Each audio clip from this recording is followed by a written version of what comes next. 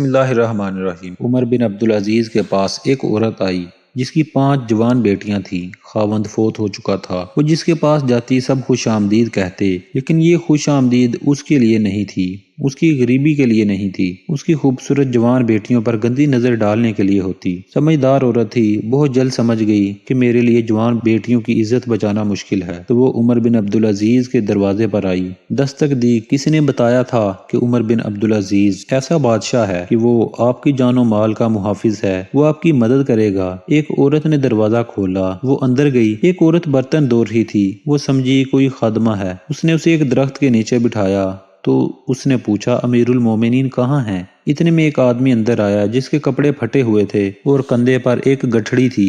وہ گٹھڑی اس عورت نے لے لی۔ وہ ایک درخت کے نیچے بیٹھ گیا تو وہ عورت سوکھی روٹی اور سرکہ لے آئی۔ وہ عورت سمجھی کہ کوئی غلام ہے۔ جب وہ کھانا کھا چکے تو اسی عورت نے آواز دی کہ امیر المومنین مہمان آئے ہیں۔ وہ عورت کہتی ہے، میں حیران رہ گئی۔ میں نے اس خادمہ سے کہا، آپ میری غریبی کا مذاق اڑا رہی ہیں، یہ پھٹے ہوئے کپڑے اور سوکھی روٹی کھانے والا امیر المومنین ہے؟ تو اس نے کہا کہ اللہ کی قسم یہی امیر المومنین ہے۔ میں جب ان کے قریب گئی تو اس میں اتنی حیا تھی کہ اس نے اپنی نظریں جھکا لی۔ فرمانے لگے، کیسے آئی ہو؟ میں نے کہا، یہ میری بیٹیاں ہیں، میں غریب ہوں، بیوہ ہوں، میرے پاس ان کے لیے کچھ نہیں۔ میرا خیال تھا کہ امیر المومنین میری تمام بیٹیوں کے لیے 100 دینار لکھ دے تو کافی ہے۔ اس نے قلم اٹھایا، میری ایک بیٹی کے لیے 1 سال کے لیے 1000 دینار لکھ دیے۔ میں دوسری کو آگے کیا، اس نے اس کے لیے بھی 1000 دینار لکھ دیے۔ میں تیسری چوتھی کو آگے کیا، اس نے ان کے لیے بھی 1000 دینار لکھ دیے۔ جب وہ لکھ رہے تھے تو میں اللہ کا شکر ادا کرتی رہی۔ وہ جب 5ویں بیٹی کے لیے دینار لکھنے کے لیے قلم اٹھایا تو میں نے امیر المومنین کا شکریہ ادا کیا۔ اس نے قلم واپس رکھا۔ میں نے پوچھا، امیر المومنین کیا ہوا؟ تو فرمانے لگے، میں نے 4000 دینار آپ کے لیے لکھے تو آپ نے اللہ کا شکر ادا کیا، اس دفعہ آپ نے میرا شکریہ ادا کیا۔ قیامت کے دن